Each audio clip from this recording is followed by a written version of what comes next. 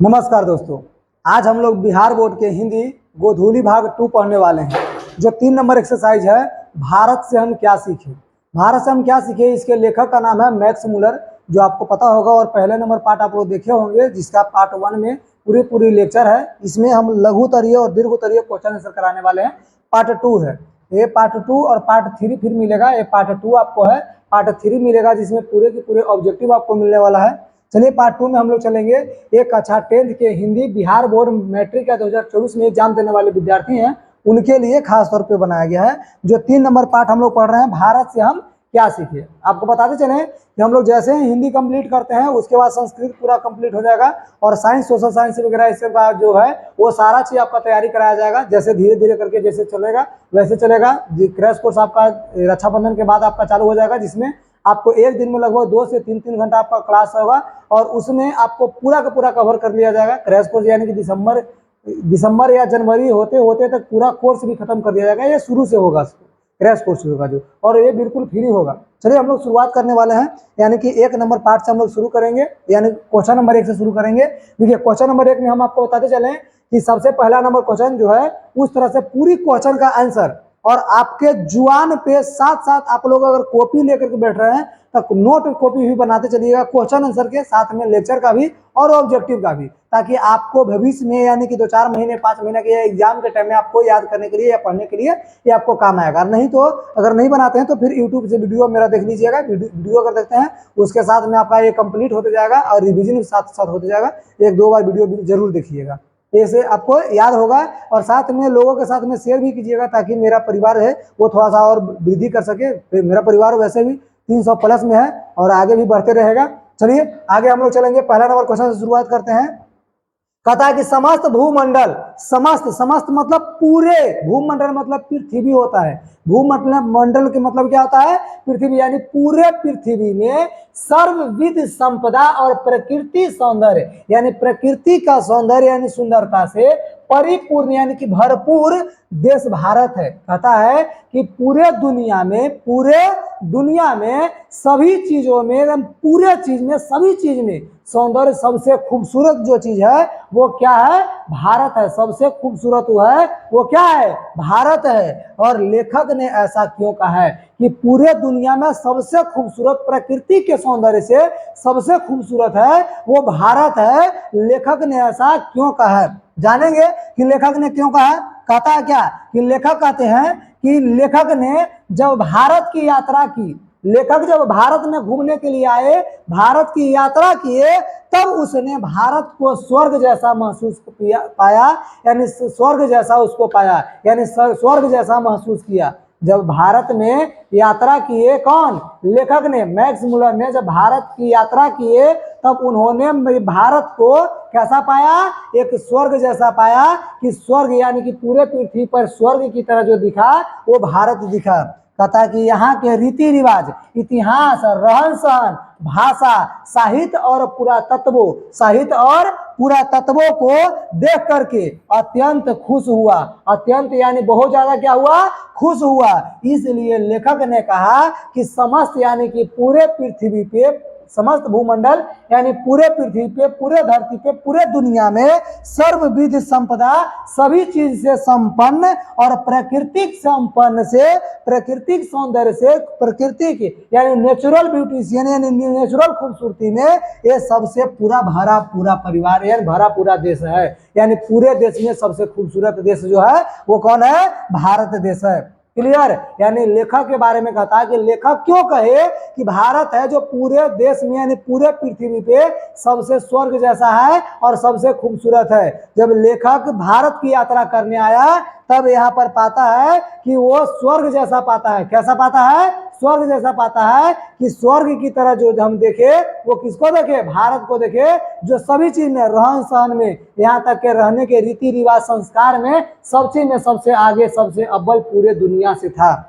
इसलिए अगला number question हम लोग देखेंगे। क्वेश्चन कहता है कि लेखक की दृष्टि में सच्चे भारत का दर्शन कहाँ हो सकता है और क्यों। एक क्वेश्चन को आप लोग बिल्कुल वीआई में डालिएगा, क्योंकि ऐसा क्वेश्चन अक्सर हाँ आपको पूछते रहता है और एक क्वेश्चन कई बार पूछा भी है। तो इसलिए अभी से बता रहे हैं कि ये मेन कोर्स चल रहा है, इसलिए आपको इसको वीवीआई में डाल रहे हैं। क्रैश कोर्स चलेगा तो ये वीवीआई में होगा या नहीं होगा वो अलग बात बताएंगे, लेकिन इसको आप याद कीजिएगा ताकि आपको कॉलेज में या स्कूल में अगर एग्जाम होता है तो स्कूल के एग्जाम में भी एक क्वेश्चन आने वाला है, ये आप याद रखिएगा।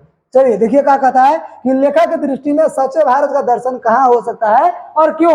तो लेखक की दृष्टि में सच्चे भारत का दर्शन जो है वो गांव में होता है। लेखक की दृष्टि में सच्चे भारत का दर्शन कहाँ होता है, गांव में हो सकता है, क्योंकि गांव के लोग जो हैं वो पुराने रीति रिवाजों के साथ में और अच्छे संस्कारों के साथ में रहते हैं, पुराने ख्यालात के लोग होते हैं और पुराने, यानी कि या आप ऐसा कर सकते हैं कि गांव में, भारत में गांव में ही अधिक जनसंख्या पाई जाती है। भारत के अधिकतर जनसंख्या कहाँ पाई जाती है, गांव में पाई जाती है। चलिए लेखक की दृष्टि से कहेंगे कि लेखक की दृष्टि में सच्चे भारत का दर्शन गांव में हो सकते हैं। लेखक की दृष्टि में सच्चे भारत का दर्शन कहाँ हो सकते हैं, गांव में हो सकते हैं, क्योंकि भारत की अधिकांश आबादी, भारत की अधिकांश ज्यादातर जनसंख्या जो है ये गांव में अभी भी अपने संस्कृति परिवेश में, संस्कृति मतलब संस्कृति पुराने रीति रिवाजों के साथ में परिवेश में क्या होते हैं, रहती है। क्या होती है, रहती है, जी रही है।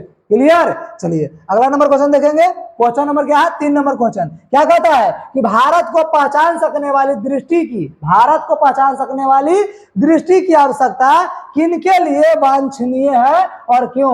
भारत को कौन व्यक्ति पहचान नहीं सकता, वांछनीय मतलब नहीं पहचानना, यानी किसके लिए पहचानना नहीं है, यानी किसके लिए आवश्यक है कि वो पहचान नहीं सकता, कौन है जो भारत को पहचानने के लिए वांछनीय है, उसके लिए आवश्यक है। देखिए भारत को पहचान सकने वाले दृष्टि की बात किया जाए तो आवश्यकता है यानी जरूरी है। भारत को पहचानने के लिए दृष्टि की आवश्यकता है, जिसको नहीं दिखाई देता, जिसको नहीं पता है उसको लिए, और क्यों ये जानेंगे। भारत को पहचान सकने वाली दृष्टि की आवश्यकता यूरोपीय लोगों के, किसको है, यूरोपीय लोगों के लिए वांछनीय है, क्योंकि भारत, प्राचीन भारत, क्योंकि प्राचीन यानी पुराने भारत, पुराने भारत ही नहीं वर्तमान भारत भी अनेक समस्याओं का निदान में सहायक है। पुराने भारत ही नहीं, आजकल की भारत, जो आज का वर्तमान भारत है, ये भी किसी भी समस्या को निदान करने के लिए, किसी भी समस्या को हल करने के लिए सबसे आगे रह रहा है, क्योंकि भारत ऐसा देश है जो पूरे दुनिया में, भारत एक ऐसा देश है जो पूरे दुनिया में किसी भी समस्या का और किसी भी समस्या का हल निकालने के लिए सबसे आगे रहा था, रह रहा है और आगे भी रहेगा भविष्य में भी। इसलिए क्या है, पहचान सकने के लिए आवश्यक है। क्लियर। अगला नंबर क्वेश्चन जानेंगे। क्वेश्चन नंबर 4 क्या कहता है, क्वेश्चन नंबर 4 कि लेखक ने किन विशेषता, लेखक ने किन विशेष क्षेत्रों में अभिरुचि रखने वालों के लिए भारत का प्रत्यक्ष ज्ञान आवश्यक बताया है। कहता है कि लेखक बोलते हैं कि लेखक ने किनके लिए, कि कौन वैसे व्यक्ति हैं, कौन वो व्यक्ति हैं जिनको ज्ञान की बढ़ोतरी करने के लिए, ज्ञान का विस्तार करने के लिए भारत आना एक बार जरूरी है, भारत की यात्रा करना, भारत को जानना जरूरी है।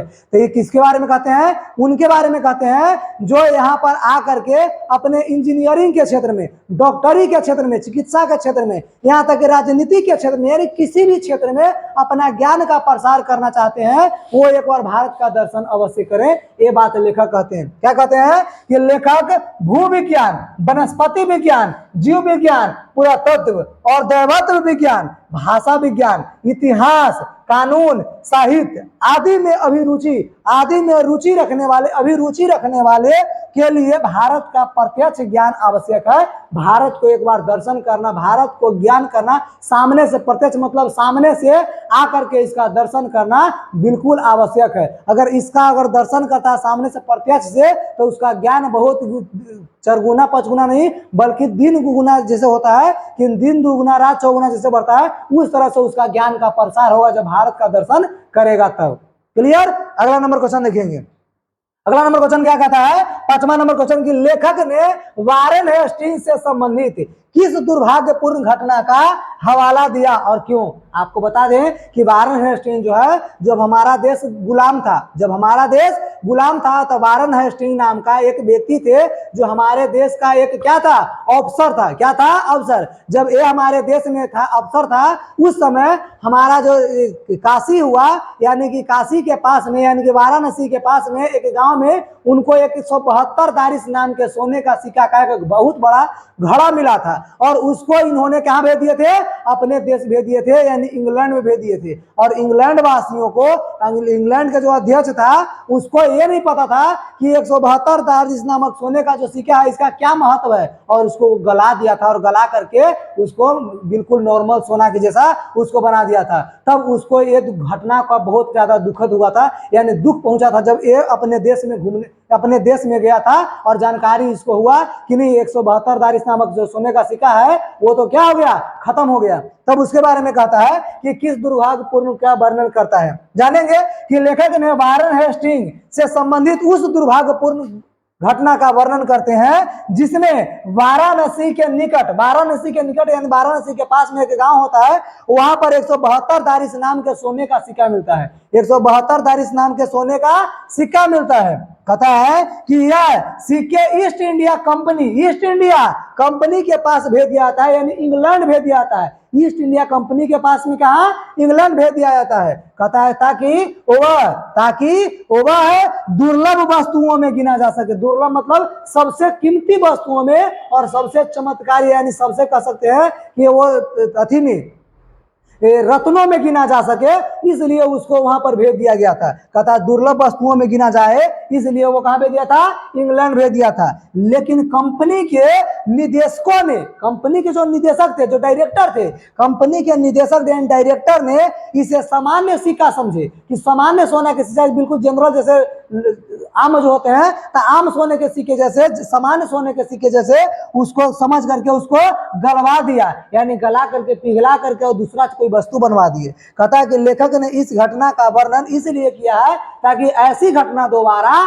ना घट सके, ऐसी घटना दोबारा ना घट सके। क्लियर। चलिए अगला नंबर क्वेश्चन देखेंगे। अब अगला नंबर क्वेश्चन देखिए क्या कहता है, क्वेश्चन नंबर 6 कहता है कि लेखक ने नीति कथाओं के क्षेत्र में किस तरह भारतीय अवदान को रेखांकित किया है, किस तरह भारतीय अवदान को रेखांकित किया है, यानी कि बताया है। जानेंगे लेखक ने नीति कथाओं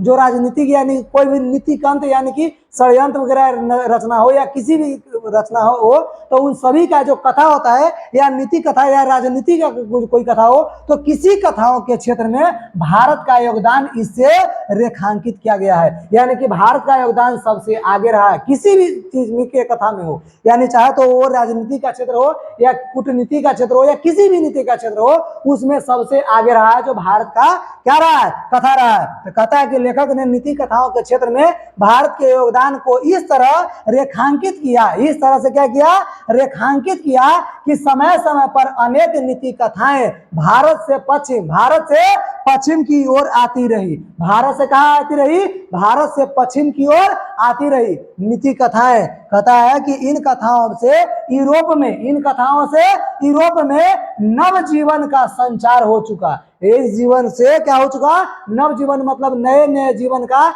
नए जनरेशन का संचार यानी कि बढ़ोतरी हो चुका है। क्लियर। चलिए अगला नंबर क्वेश्चन देखेंगे। अगला नंबर क्वेश्चन कहता है 7 नंबर क्वेश्चन जो सुनेंगे।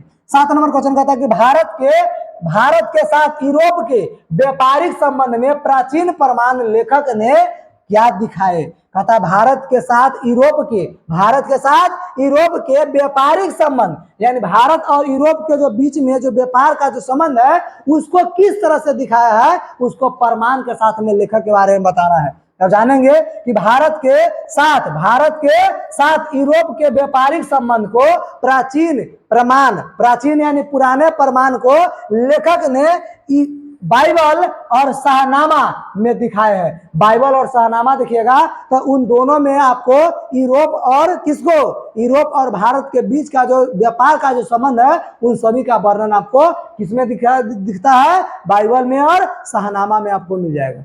क्लियर। चलिए आगे हम लोग देखेंगे। क्वेश्चन नंबर 8 कहता है, क्वेश्चन नंबर 8 क्या कहता है कि भारत के ग्राम पंचायतों को किस अर्थ में और किनके लिए लेखक ने महत्वपूर्ण बतलाया है, ये स्पष्ट करे। कहता है कि देखिए ग्राम यानी गांव में जो पंचायती होता है, गांव में पंचायती के साथ में क्या बात विचार होता है, कैसा कानून होता है, उन सभी के बारे में आपको बताना है कि लेखक ने किस महत्वपूर्ण बात को बताया गया है। अब जानेंगे क्या कहता है। लेखक मैक्स मुलर ने भारतीय ग्राम पंचायतों को सरल राजनीतिक इकाइयों के निर्माण और विकास के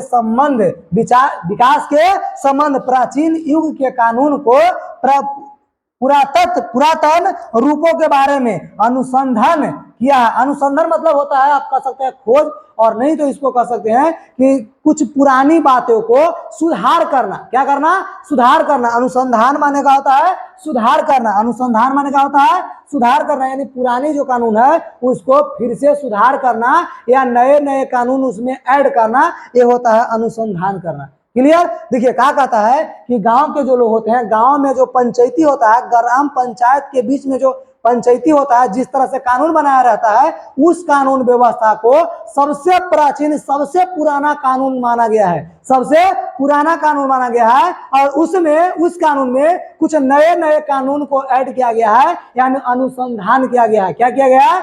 ऐड किया गया। नए नए कानून को ऐड किया गया, यानी कि क्या किया गया है? उसको अनुसंधान किया गया है। और यह है जो कानून को किसी भी राजनीतिक कानून में हो, राजनीतिक कानून के जड़ इसको माना गया है। गांव का जो ग्रामीण कानून होता है, गांव का ग्राम पंचायतों का कानून, उसको क्या माना गया है? राजनीति का, किसको? राजनीतिक कानून का जड़ यानी कि इकाई माना गया है। क्या माना गया है? इकाई। यहीं से निर्माण होता है पूरा कानून, और इसका विकास का संबंध भी यही प्राचीन युग के कानून से, पुरातन युग से शुरू होता है ना। कहता है कि इसमें कई सारे चीज है जो इसको ऐड किया गया है, और उसके महत्व को समझने के लिए, उसके महत्व को, यानी ग्राम पंचायतों के कानून के महत्व को समझने के लिए, यानी अर्थ में राजनीतिज्ञों ने, यानी जो राजनीतिक में जो ज्यादा महान है, उन सभी ने